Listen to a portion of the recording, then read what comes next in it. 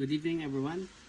Quick test lang tayo for Sir DT of Iligan City. Ang binili niya is dalawang extra WEG-17 magazine and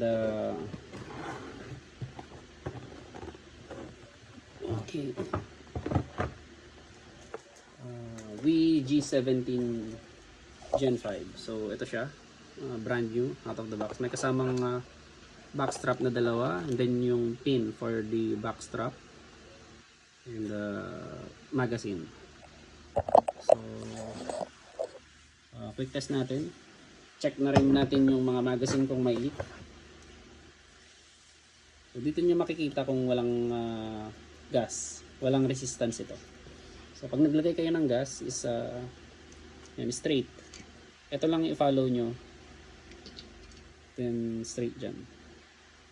Pag fully drained, so mga 20 counts, 20 to 25 counts. 1, 2, 3, 4, 5, 6, 7, 8, 9, 10, 11, 12, 13, 14, 15, 16, 17, 18, 19, 20.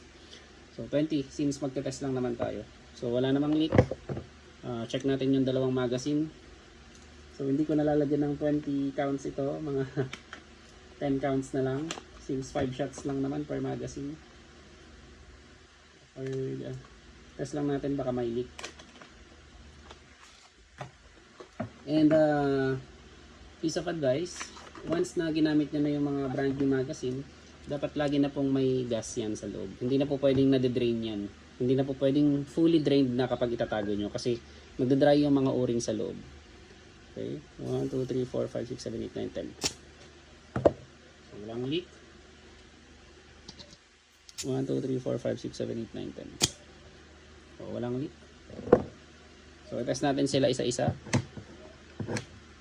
Pagbuo natin itong backstrap. Okay. Gamit na lang tayo ng 0.23 gram JERBs. My favorite. Pangmasa kasi ang JERBs. 250 pesos per pack. 4,000 shots. Accurate pa rin naman. Hindi naman maganda ang unit kung sa mahal na BBs lang siya maganda ang performance, di ba? Dapat kahit sa mga mumurahing BBs, maganda yung performance ng unit.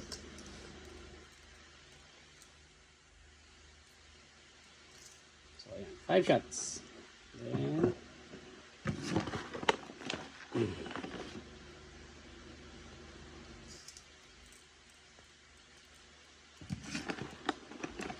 5 shots din.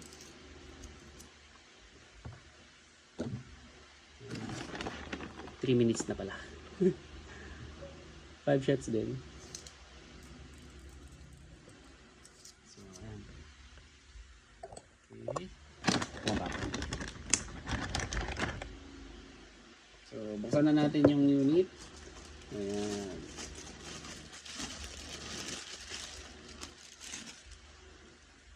G17 Gen 5, walang finger grooves, curve yung harap, medyo iba yung front and rear sight, and then ambidextrous slide lock, and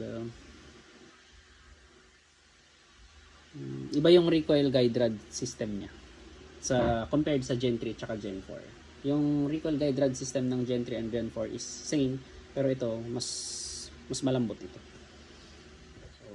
Test fire natin. Yun yung bala. So, for Sir DT of Iligan City, WEG-17 Gen 5, test fire. Okay. 5 shots. So, yung magazine, ulit, na isa. Ayan, tapos, silain lang dito. Tapos, bitawan. So, 5 shots. Mas mabilis. Okay. Walang BBs. So,